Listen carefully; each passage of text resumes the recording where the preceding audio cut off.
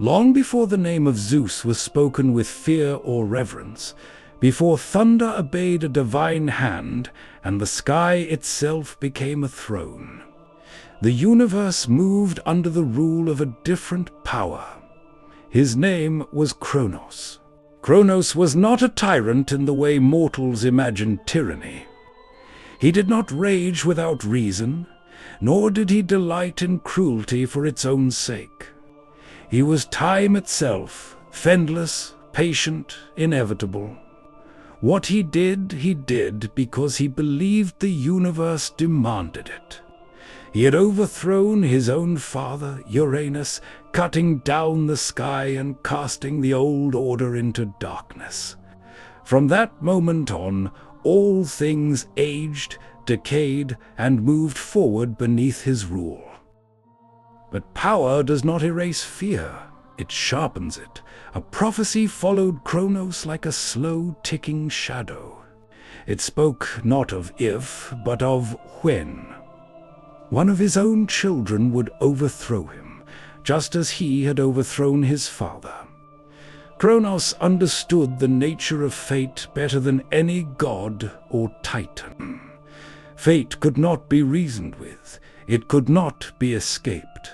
It could only be delayed. So Cronos chose to consume the future. Each time his wife Rhea gave birth, Cronos took the newborn from her arms and swallowed its whole. There was no ceremony, no hesitation. Hestia vanished into his darkness, then Demeter, then Hera, then Hades, then Poseidon. 5 children, 5 divine lives erased from the world before they could draw breath beneath the sky. They did not die. Gods cannot die, but they were imprisoned, conscious, aware, suspended inside the living embodiment of time. To Cronos, this was not cruelty. It was necessity. To Rhea, it was a slow, unbearable horror. By the time she carried her 6th child, grief had hardened into resolve. Rhea fled. She traveled far from Cronos' throne, beyond the reach of his sight and his servants, to an island hidden by stone and silence. There, alone beneath the trembling sky, she gave birth to her final child. She named him Zeus. To deceive Cronos, Rhea wrapped a stone in swaddling cloth and placed it in her husband's hands. Cronos swallowed it without suspicion. Time itself consumed the lie, and for the first time since the prophecy was spoken, fate bent just slightly. Zeus lived. He was hidden deep within caves carved by the bones of the earth. Nymphs raised him in secrecy. An ancient being stood guard. When he cried, warriors clashed shields to mask the sound. When he slept, the world seemed to grow still around him. Zeus grew quickly, not merely in strength, but in awareness. Even as a child, the air around him felt charged, as though the sky itself recognized its future master. As Zeus matured, the truth was revealed to him. He learned of his siblings, swallowed and imprisoned. He learned of the prophecy. He learned of the throne built on fear. But Zeus did not rush toward vengeance. He understood something his father never had. Power alone does not defeat fate. Strategy does. Zeus returned to Cronos not as an enemy but as a servant. He moved quietly, patiently, learning the rhythms of his father's rule, and when the moment came, Zeus offered Cronos a poisoned drink. Time convulsed. Cronos screamed, and the universe shook as the Titan expelled what he had consumed. One by one, the imprisoned gods emerged. Hestia, Demeter, Hera, Hades, Poseidon live fully formed. and burning with rage that had been trapped inside them for ages. The universe did not change gently. It erupted. The war that followed would later be called the Titanomachy, but no name can fully capture its scale. For 10 years, the cosmos tore itself apart. Titans hurled mountains like weapons. Seas boiled. The sky cracked under the weight of divine conflict. Zeus sought allies beyond the gods themselves, freeing the Cyclopes and the 100-handed giants, ancient beings older than Olympus. The Cyclopes forged for Zeus a weapon unlike any other, the thunderbolt, lightning given form. Authority made visible. With it, Zeus became something new. Not merely a god, but a force capable of reshaping reality itself. Cronos fell. The Titans were defeated and cast into the abyss, sealed away beyond the reach of time. The old age ended not with peace, but with thunder echoing across eternity. Victory demanded order. The world was divided. Zeus claimed the sky. Poseidon took the sea. Hades descended into the realm of the dead. Zeus was not chosen as king for his kindness or wisdom. He ruled because no one could challenge him, and so began the Age of Zeus. Power without structure collapses into chaos, and Zeus understood this instinctively. He had not overthrown Cronos merely to replace one tyrant with another. The universe needed rules, boundaries that even gods would fear to cross. And so Zeus gathered his siblings, the same ones who had been imprisoned within time itself, and together they divided existence. The sky became Zeus' domain, not because it was the most beautiful, but because it was the highest. From above, everything could be seen. Storms, seasons, fate itself, nothing moved without passing beneath his gaze. The sea was given to Poseidon, restless and violent, mirroring the god who would rule it. And to Hades fell the underworld, a realm not of punishment alone, but of balance, where every soul would one day arrive, stripped of titles and power. This division was not an act of generosity, it was strategy. By giving each god absolute dominion over a realm, Zeus ensured that none could claim all of existence for themselves. Balance was enforced not by trust, but by separation. Olympus rose as the meeting place of the gods, a neutral ground suspended between earth and sky, and there Zeus established his throne. Zeus became the keeper of divine law. Oaths sworn in his name were unbreakable. To lie beneath the open sky was to invite punishment. Hospitality became sacred, not out of compassion, but order. A world without rules collapses into endless revenge, and Zeus would not allow the universe to return to chaos. Yet even as Zeus imposed order on gods and mortals alike, he remained deeply flawed. Power did not cleanse him. It amplified him. To mortals, Zeus was not a father. He was the sound of thunder in the distance, the sudden storm that destroyed crops or spared them without explanation. People prayed not because they felt loved, but because they felt small. Zeus represented something terrifyingly familiar: authority without appeal. When humans defied him, the punishment was absolute. Floods erased generations, cities burned. Entire bloodlines vanished, not out of hatred but example. At the beginning of Zeus's rule, fire did not belong to mortals. Fire was a divine resource. It existed on Olympus, used by the gods to forge weapons, cook immortal feast, and shape the world itself. Humans lived in darkness, relying on raw instinct. They ate uncooked food, froze during winter, and died easily. This was intentional. Zeus believed that limiting human power was the only way to prevent them from becoming dangerous. Prometheus disagreed.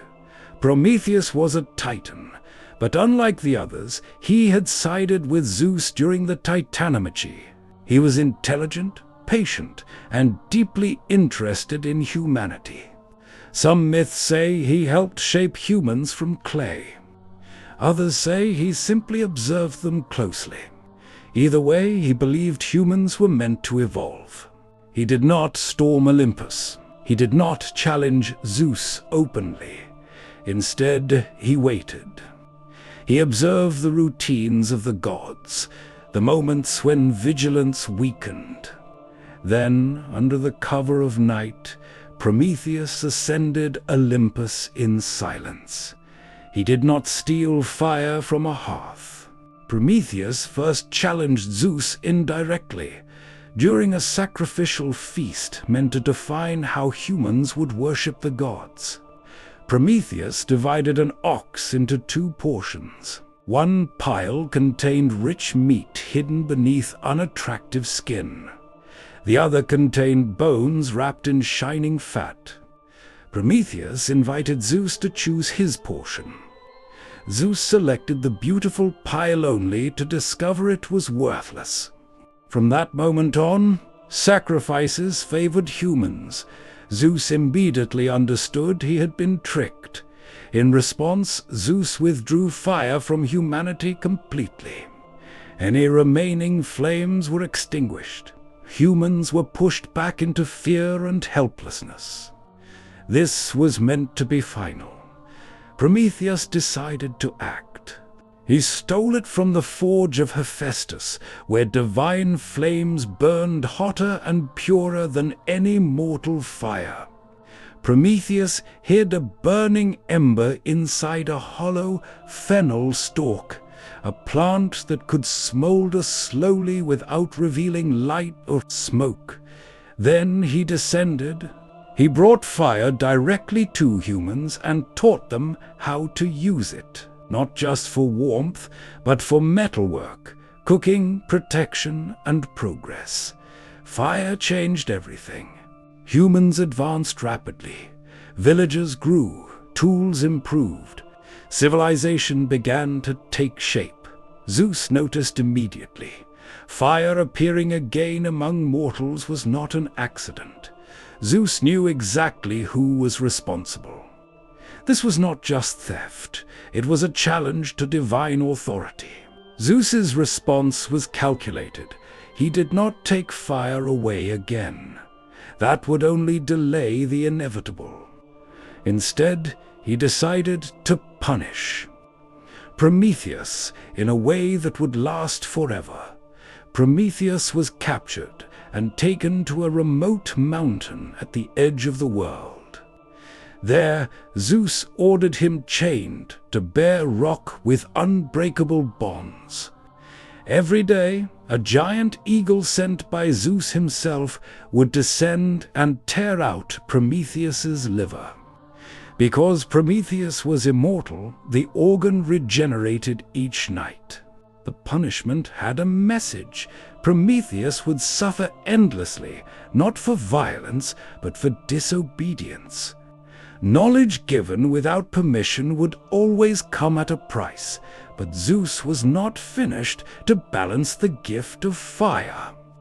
Zeus created Pandora, the first woman, and sent her to humanity with a sealed jar. When it was opened, sickness, suffering, and death spread across the world, ensuring that progress would never come without pain. This single act defined Zeus's rule. He would allow advancement, but never without control. He would allow rebellion, but never without consequence. And from that moment on, every god understood something clearly. Zeus was not afraid of intelligence. He was afraid of losing authority. Zeus did not punish to satisfy anger. He punished to remind the world of its place, yet without him, the world would have remained broken. Order, no matter how harsh, was better than endless chaos. From the very beginning, his rule was challenged. The gods did not fear Zeus because he was kind. They feared him because they had seen what happened to those who stood against him. They had watched titans fall. They had heard time itself scream. Zeus did not need to remind them of his power. The sky did that for him. Zeus was restless. Immortality weighed on him like a storm that never fully broke. He desired connection, admiration, conquest, not only of realms, but of hearts. He loved frequently and without restraint, taking forms that blurred the line between god and beast, storm and man. To mortals, these unions were both blessing and curse. From them were born heroes destined for greatness, but also suffering. Each child carried Zeus's power, and with it his instability. This created tension among the gods, especially with Hera, whose patience was tested not once, but endlessly. Olympus became a place of quiet resentment, of alliances that shifted like clouds before a storm. Zeus ruled, but he was never truly at rest. His throne was stable, yet always trembling, and below humanity watched. After fire returned to the world, humanity changed fast. Fire brought warmth, tools, metal, and protection, but it also brought confidence, too much confidence. Humans multiplied, cities expanded, and violence became common. Kings ruled through cruelty, guests were murdered instead of welcomed, oaths were broken without fear of consequence. What troubled Zeus most was not ignorance, but disrespect. Mortals no longer feared divine law. Zeus decided to see it for himself. Disguised as a wandering stranger, he traveled among humans. He was denied shelter. He was mocked. In some places, he was attacked. In others, hospitality was offered, but only to test him, not to honor him. This confirmed his judgment. Humanity had crossed a line. One event sealed their fate. King Laocoon of Arcadia invited Zeus into his palace. Pretending to honor the guest, Lycaon secretly tested him by serving human flesh at a feast, believing that if Zeus were truly divine, he would notice. Zeus did notice immediately. He did not argue, he did not warn. He destroyed Lycaon's palace with lightning and transformed the king into a wolf, condemned to live by the savagery he embraced. But Lycaon was not the problem. He was a symptom. Zeus concluded that humanity, as a whole, had become corrupt beyond repair. This was not something punishment could fix. It required eradication. Zeus chose water. Fire would have destroyed the earth itself. Water would cleanse without annihilating the world. Zeus ordered the clouds to gather endlessly, commanded the winds to release torrential rain, and instructed Poseidon to unleash rivers and seas from their boundaries. The flood was not sudden. It rose relentlessly. Fields vanished first, then villages, then cities. Mountains became islands.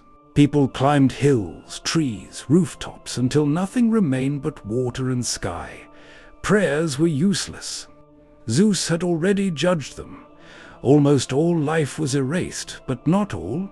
Zeus spared Deucalion, son of Prometheus, and Hera, daughter of Epimetheus. Unlike others, they had lived with humility and respect for divine law. Zeus allowed them to build a chest simple, not a ship, and sealed them inside as the waters consumed the world. For 9 days and nights they drifted. When the flood finally receded, their chest came to rest on Mount Parnassus. The world was silent, empty, clean. Deucalion and Pyrrha asked the gods how humanity could return. The answer was cryptic. "Throw the bones of your mother behind you." ... They understood. Their mother was Gaia, the earth, her bones were stones. As they threw stones over their shoulders, those cast by Deucalion became men, and those cast by Pyrrha became women. Humanity was reborn harder, stronger, more resilient. This act defined Zeus's approach to power. He did not destroy the world impulsively, he reset it from that moment on. Mortals understood something deeply, learned that the gods were not distant. Judgment was real, and Zeus was watching. After the Titans were defeated and the world was reshaped, everything appeared stable. Olympus stood unchallenged. The gods obeyed Zeus, and mortals lived under divine law. But this stability was only surface deep. Beneath the earth, far from the light of the sky, resentment continued to grow. Gaia, the earth itself, had not accepted the imprisonment of her children, the Titans. To her, Zeus was not a savior, but a usurper who ruled through force. From that anger, Gaia created something new. Not a Titan, and not a god. She gave birth to a being designed for destruction, a final weapon against Olympus. His name was Typhon. He was born deep beneath the earth, where even the gods rarely looked. His purpose was clear from the moment he emerged: to overthrow Zeus and shatter the order of the cosmos. Typhon was unlike anything that had ever existed. His size rivaled mountains, and from his shoulders rose countless serpent heads, each capable of breathing fire, poison, and storms. His wings stretched so wide they darkened the sky, and his voice alone caused earthquakes. Wherever Typhon moved, the world itself reacted, as if reality rejected his presence. Before attacking Olympus, Typhon unleashed chaos across the world. Hurricanes tore through the seas, forcing Poseidon to retreat into the depths. Earthquakes destroyed cities, and volcanic fires spread across the land. Mortals prayed, but the destruction continued. This was not random violence. It was a message. Zeus's rule could be challenged, and the world could still fall. When the gods realized what was happening, fear spread across Olympus. Some fled in panic, abandoning their temples and followers. Apollo escaped, Aphrodite vanished, and even Ares hesitated. For the first time since the Titanomachy, the gods doubted Zeus. Typhon had accomplished something no enemy had done before: he made Olympus afraid. Eventually, Typhon reached Olympus itself. Zeus did not hide. He descended from his throne, holding the thunderbolt that had defeated the Titans. The sky darkened as the two forces faced each other. Order stood against primordial chaos. The battle that followed surpassed every war that had come before it. Typhon attacked with overwhelming force. He hurled mountains into the sky and wrapped his massive coils around Zeus, attempting to crush him. Fire hotter than lightning erupted from his serpent heads. Zeus responded with thunderbolts, striking again and again, tearing apart the earth and sky. Yet Typhon did not fall. For the first time, Zeus was pushed back. In some versions of the myth, Typhon managed to overpower Zeus. He tore the thunderbolts from his hands and wounded him, forcing Zeus to retreat temporarily. This moment marked the greatest danger Olympus had ever faced. Raw power alone was no longer enough. Zeus understood that if he continued this way, he could lose everything. Zeus changed his approach. He stopped fighting Typhon head-on. Instead, he attacked from the sky with speed and precision, striking relentlessly and never allowing Typhon to recover. Each lightning bolt weakened Typhon's connection to the earth, cutting him off from the source of his strength. Slowly, the balance shifted. Finally, Zeus gathered all his power into a single, devastating strike. The thunderbolt shattered the sky and struck Typhon with unmatched force. The monster collapsed, defeated but not destroyed. Zeus did not kill him. Instead, he buried Typhon beneath massive mountains, sealing him deep beneath the earth, where he could never rise again. According to myth, Typhon was trapped beneath Mount Etna. His rage still burns beneath the surface, causing earthquakes and volcanic eruptions.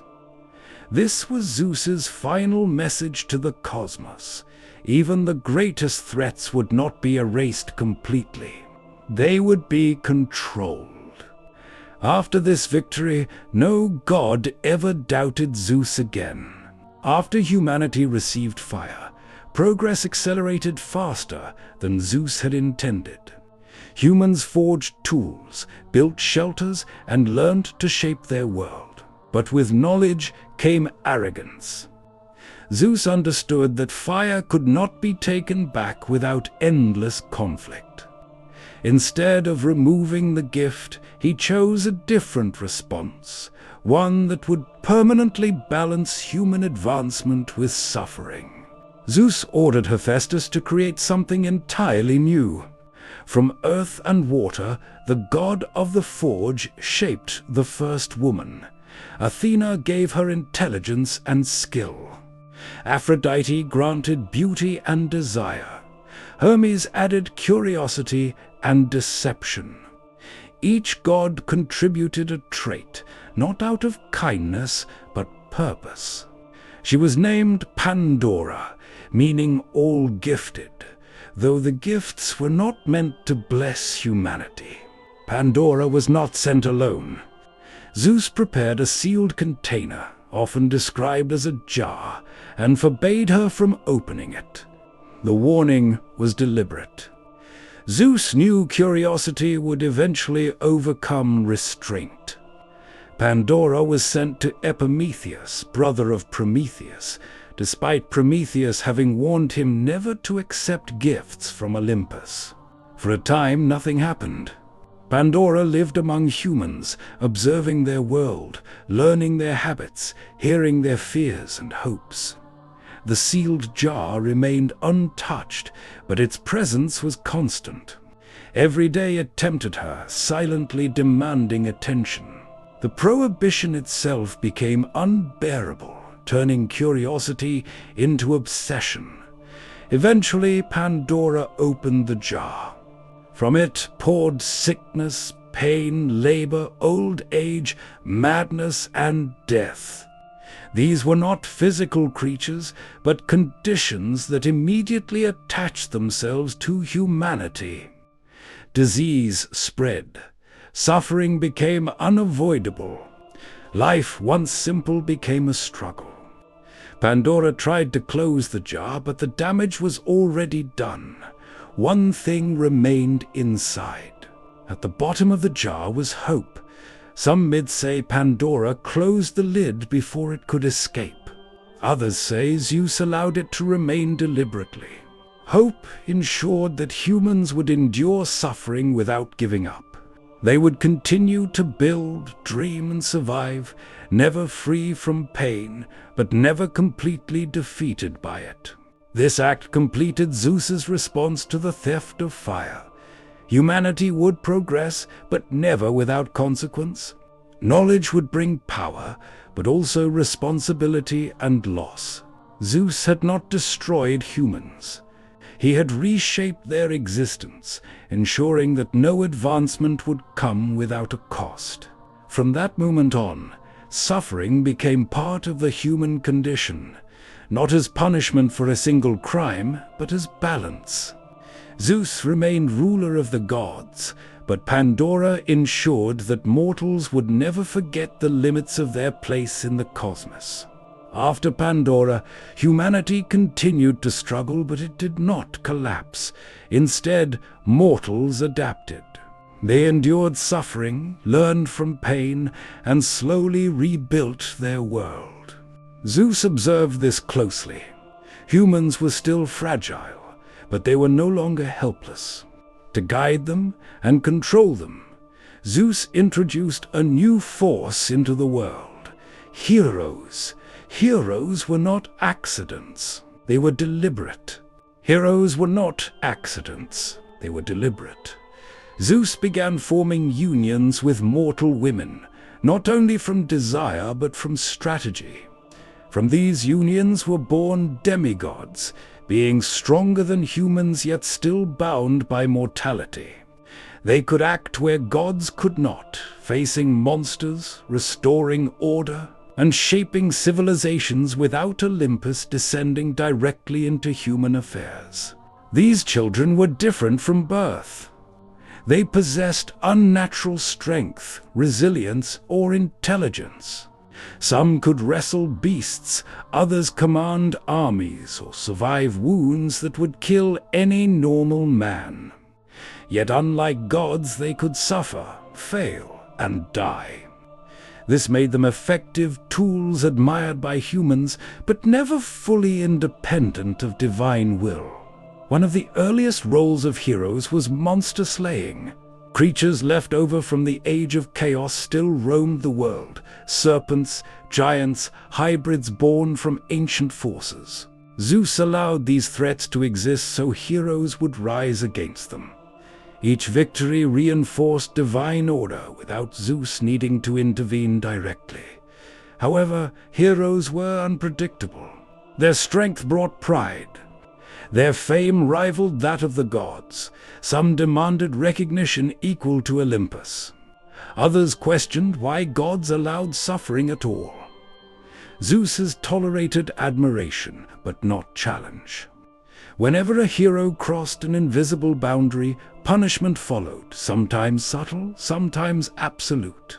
Heracles became the clearest example. Though Zeus protected him from Hera's full wrath, he did not spare him from consequence.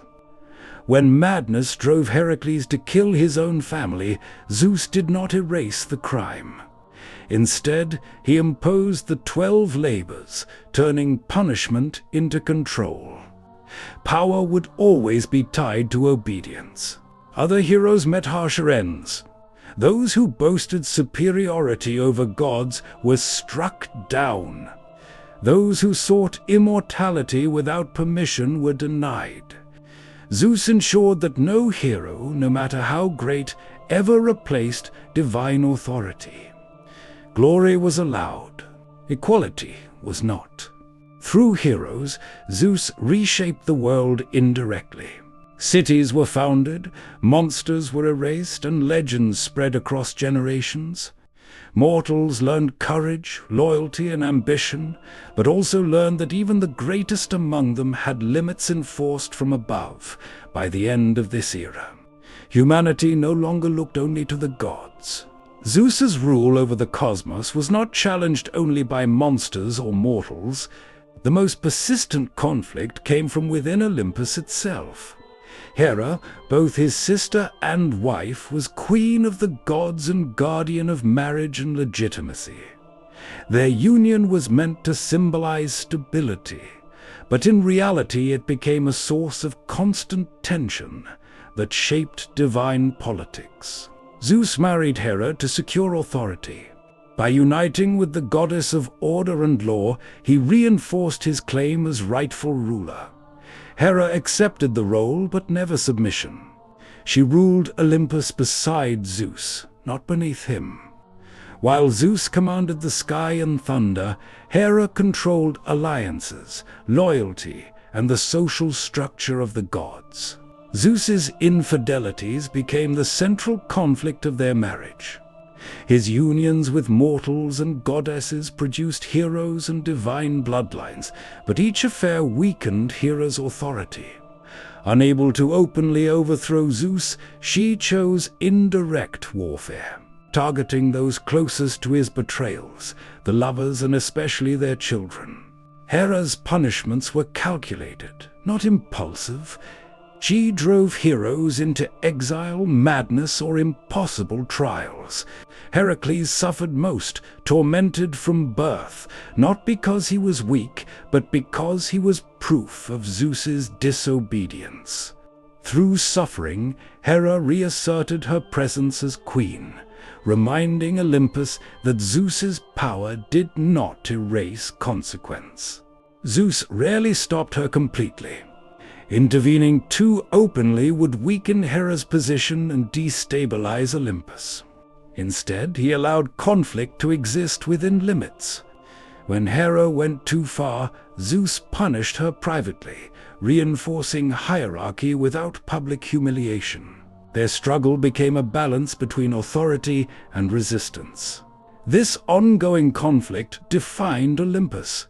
The gods learned that power did not mean unity, and marriage did not mean harmony. Olympus functioned not as a peaceful court, but as a controlled system of tension, where rebellion was never allowed to grow unchecked. Through Hera, Zeus maintained order without appearing absolute. Through Zeus, Hera maintained relevance without open rebellion. Their conflict was not a flaw in divine rule. It was a mechanism that kept Olympus stable, feared, and functional. After defeating Typhon, Zeus appeared invincible. No monster threatened Olympus, no god openly rebelled, and mortals feared divine punishment. But Zeus knew something few others dared to admit. Strength alone had never saved a ruler. Cronos had been strong, the Titans had been strong. What destroyed them was fate, and Zeus understood that fate was still watching. The gods. Ancient words, older than Olympus itself, whispered of a son who would overthrow his father. Zeus had heard this story before. He had lived it. The realization struck him with force. The cycle was not broken. It was waiting to repeat itself with him as the next victim. Zeus did not panic. He prepared. His attention turned to Metis, the goddess of wisdom and cunning. She was not only intelligent, but dangerous in a way brute force could not defeat. A prophecy declared that Metis would bear 2 children. One a daughter of great power, and the other a son destined to surpass his father. Zeus recognized the threat immediately.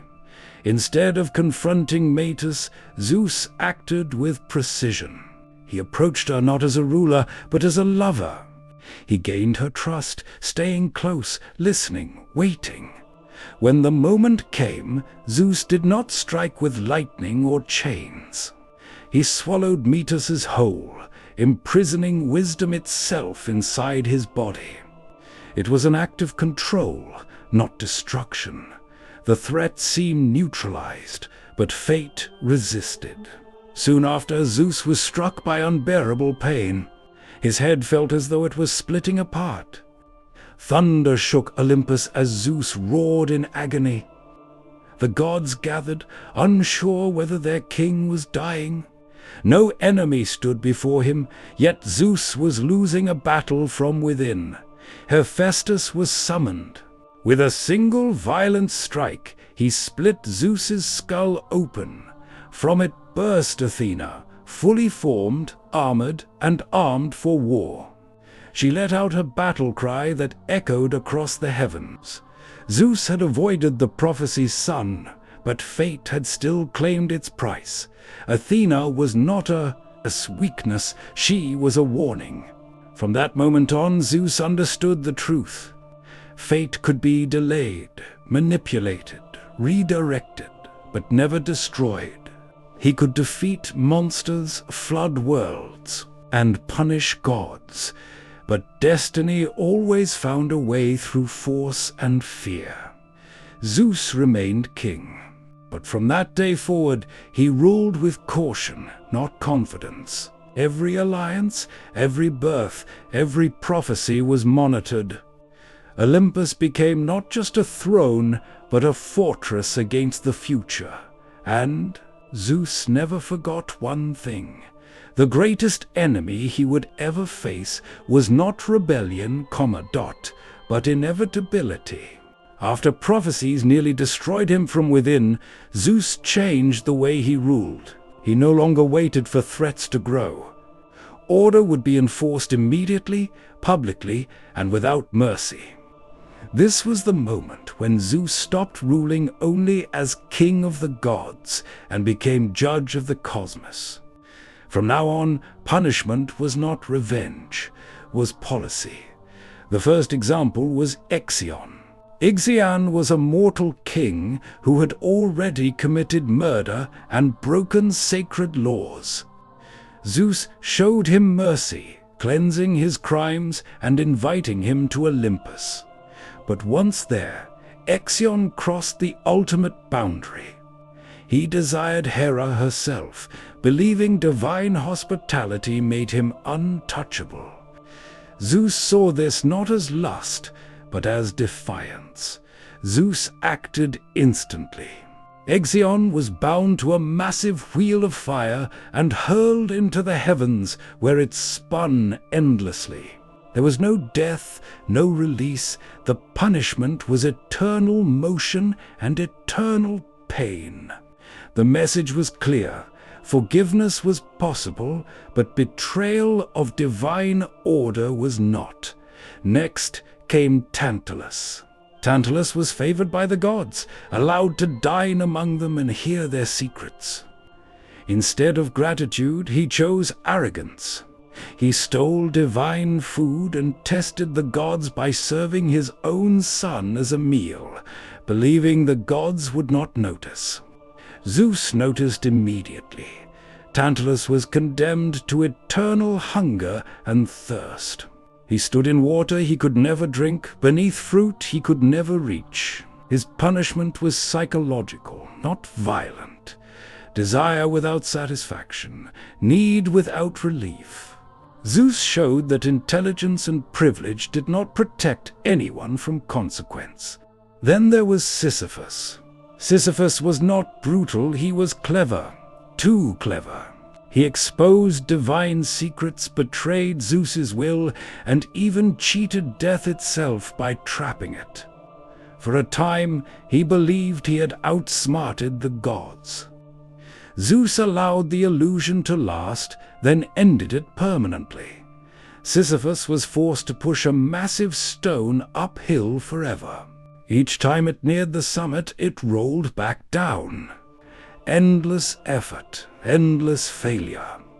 Zeus punished not rebellion, but the belief that cunning alone could overcome divine authority.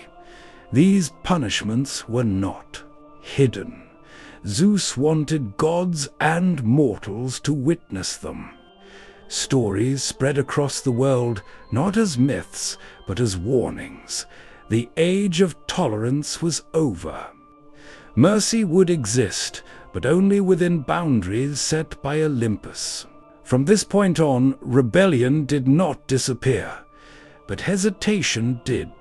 After the punishments became public, fear spread, but so did resentment. Zeus had drawn a line no one could cross, yet some gods began to question whether his rule had gone too far.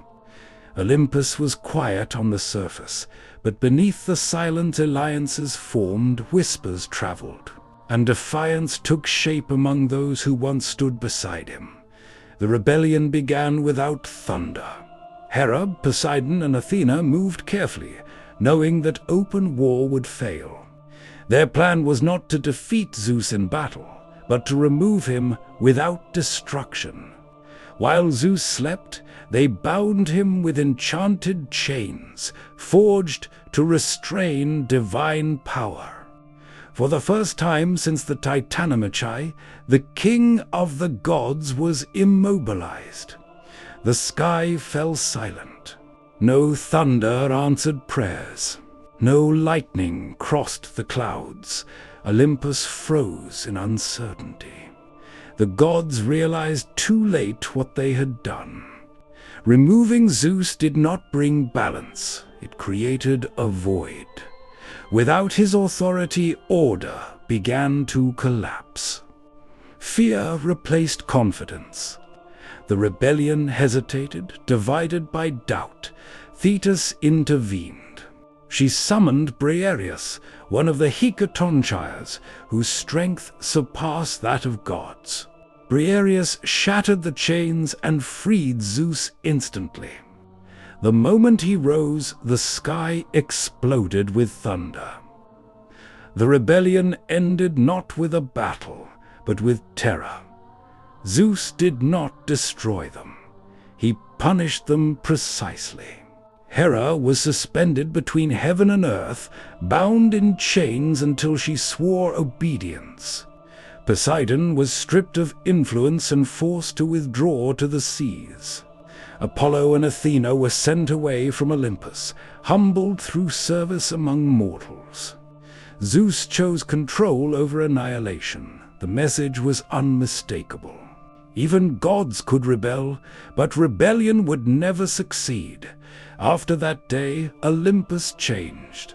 Loyalty was no longer assumed. It was enforced. Zeus ruled not only through fear, but through certainty. The gods obeyed, not because they loved him, but because they understood the cost of defiance. From this point on, no rebellion would rise openly again. Olympus had learned its lesson. After the rebellion on Olympus was crushed, Zeus understood something essential. Power could not exist only in the heavens. If order was to survive, it had to be mirrored on earth. Mortals needed rulers who answered to something higher than ambition. From that moment on, Zeus began shaping kingship itself, turning political power into an extension of divine will. Zeus did not rule mortals directly. He chose intermediaries. Kings were selected, protected, or destroyed based on loyalty to divine law. Those who ruled justly prospered. Their lands grew fertile, their armies strong, their bloodlines secure. Zeus made it clear that authority on earth was not earned by strength alone, but by alignment with Olympus. When kings defied this order, punishment followed swiftly. Cities were struck by plague, crops failed, armies collapsed before weaker enemies. Zeus did not announce his judgments. He let consequences speak. Mortals learned to fear the silence of the sky more than thunder itself. Some rulers tried to claim divine status. Zeus ended them without hesitation. Those who demanded worship equal to the gods were erased, their names surviving only as warning. Zeus allowed lineage to trace back to him, but never equality. Kings could rule nations, but never destiny. Oracles became Zeus's instruments. Through visions and prophecies, he guided wars, successions, and alliances. Mortals believed they were choosing their path, unaware that Zeus was narrowing their options long before decisions were made. Fate appeared neutral, but Zeus shaped when and how it unfolded. Through kings, Zeus stabilized the world without constant destruction. Order became routine. Rebellion became rare. The sky no longer needed to burn for authority to be felt. Zeus had transformed raw power into systemized control, and yet even this balance carried a cost. because the more Zeus bound the world to order, the less room remained for heroes. After order was secured among gods and kings, Zeus faced a threat he could not strike with lightning. Prophecies returned, older and sharper than before, whispering of a child who would surpass him. Zeus remembered Cronos. He remembered the cycle. And for the first time since Typhon, he felt danger without an enemy in sight. All signs pointed to Metis, goddess of wisdom. She was clever, patient, and impossible to overpower by force. The prophecy was precise. Her children would be powerful, and one would overthrow his father. Zeus did not confront her. He chose deception over violence, knowing wisdom could not be crushed, only contained. Zeus approached Metis as an ally, then as a lover. When the moment came, he acted without hesitation and swallowed her whole. Olympus did not shake. No thunder fell. The act was silent, surgical, and terrifying. Zeus believed the threat had been erased before it could take form. But Metis was not destroyed. Inside Zeus, she continued to think, plan, and create. Pressure built slowly, then violently. Zeus was struck by unbearable pain, as if lightning were trapped inside his skull. Thunder erupted uncontrollably across the sky as Zeus staggered. Unable to rule, unable to hide weakness from the gods, the pain became catastrophic. Zeus summoned Hephaestus. With no ceremony and no mercy, the god raised his axe and split Zeus's skull open in a single strike. Light exploded outward. From the wound emerged Athena, fully grown, armored and armed for war. Her battle cry echoed across Olympus like a declaration. The pain vanished instantly. Zeus survived, but he was changed. Athena was not the son of prophecy, yet fate had forced its way through his defenses. Born from wisdom and violence, Athena stood as proof that control had a cost. Zeus had not escaped destiny. He had redirected it. Athena did not challenge Zeus. She stood beside him. From that moment on, Zeus no longer ruled through thunder alone. He ruled through strategy, foresight, and calculated restraint. Athena became his sharpest weapon, not in battle, but in planning wars before they began and ending conflicts before they erupted. Power had evolved, and Zeus had become something far more dangerous than a god of storms. After the birth of Athena, Zeus no longer needed to prove his power through force. The age of direct intervention was ending. What followed was something far more dangerous. Zeus began ruling events instead of battles, outcomes instead of armies. The Trojan War was not chaos. It was orchestration. The conflict did not begin with hatred, but with imbalance. Too many heroes walked the earth. Too many demigods carried divine blood, power, and ambition. Zeus saw what others did not. The world was becoming unstable. Heroes were no longer correcting chaos. They were becoming it. Zeus allowed the war to happen. Through omens, dreams, and divine nudges, he pushed kings toward conflict. He did not choose sides out of loyalty, but necessity. Greeks and Trojans were both tools. The war would reduce the number of heroes, break bloodlines, and restore balance between gods and mortals. Even the gods were divided. Hera and Athena supported the Greeks. Aphrodite favored Troy. Ares charged blindly into battle. Zeus allowed it all, but only within limits. Whenever the conflict threatened to end too soon, Zeus intervened subtly. When it threatened to spiral out of control, he restrained the gods directly. Heroes fell one by one. Achilles, Hector, Ajax each represented the peak of mortal potential. Zeus did not save them. Their deaths were required. Glory reached its height only to collapse. The message was clear. No hero, no matter how powerful, would escape mortality. Zeus remained distant. He watched from Olympus as cities burned and armies clashed, unmoved by prayers. This war was not about justice. It was about reduction. When Troy finally fell, Zeus did not celebrate. He observed. The earth was quieter. The age of heroes was nearing its end, the Trojan.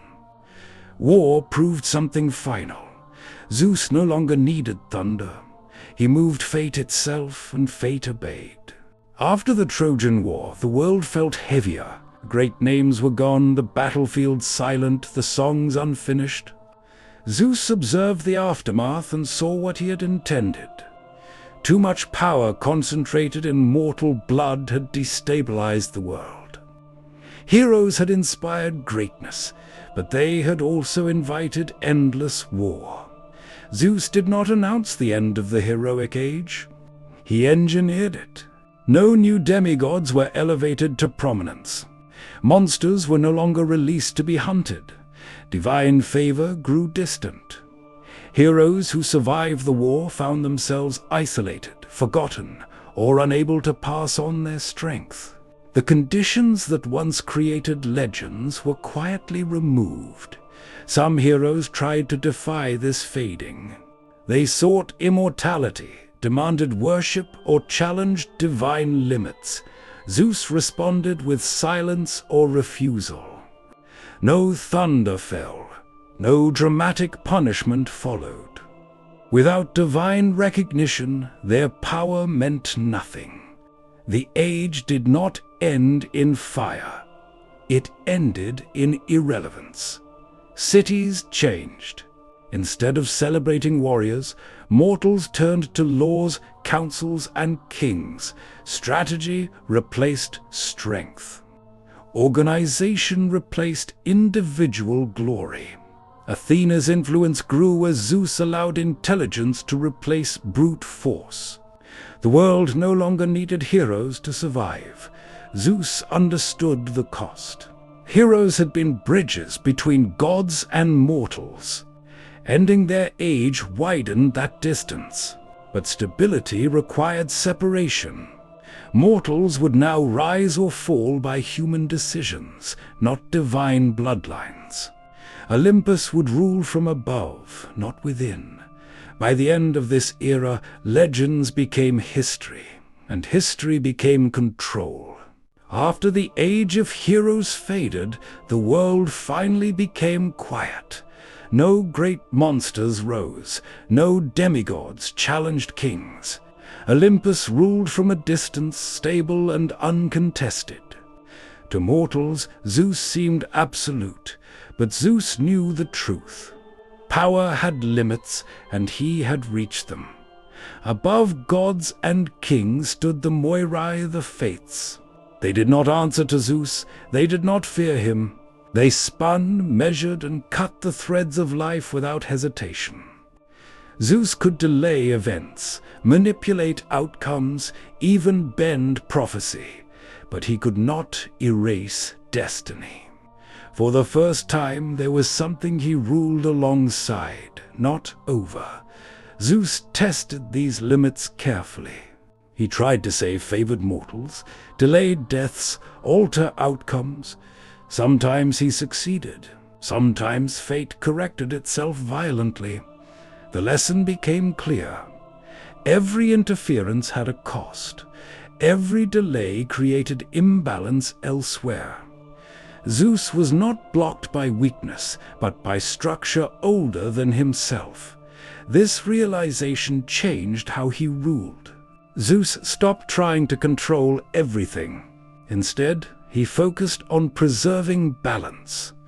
He punished less, intervened less, and allowed mortals to fail without correction. Thunder became rare. Silence became authority. The absence of action became a sign of restraint, not indifference. Even Zeus aged, not in body, but in approach. He no longer chased threats, he waited for them. Olympus shifted from dominance to maintenance. Zeus was no longer fighting chaos, he was containing it. The difference was subtle but final. For the first time since overthrowing Cronos, Zeus accepted a truth he had long resisted. He ruled the world, but he did not own its end. After accepting the limits of his power, Zeus no longer sought to reshape the world.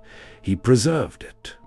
The sky remained calm, the earth stable, the seas contained.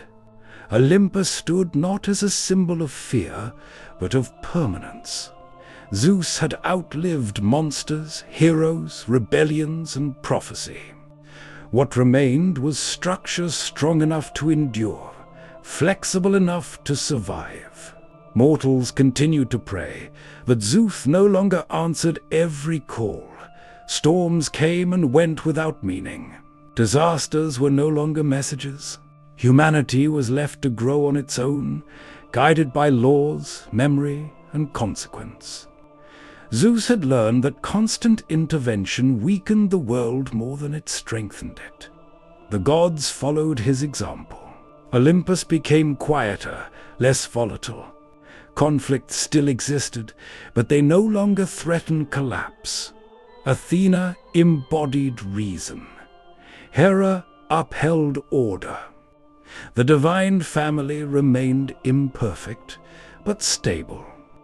Zeus ruled not through dominance, but through restraint, the final evolution of his power. Stories of Zeus spread across generations.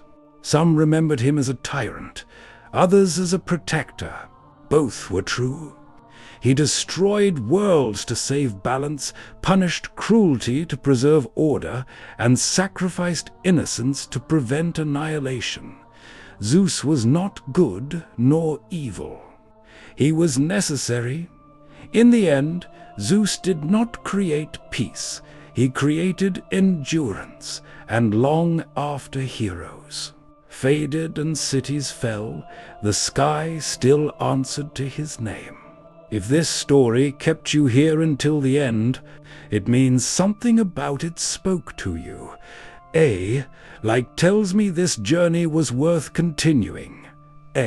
Subscription tells me you want more stories like this, old slowly, deeply, and without noise. These episodes take time to create, and your support is what allows this world to grow further.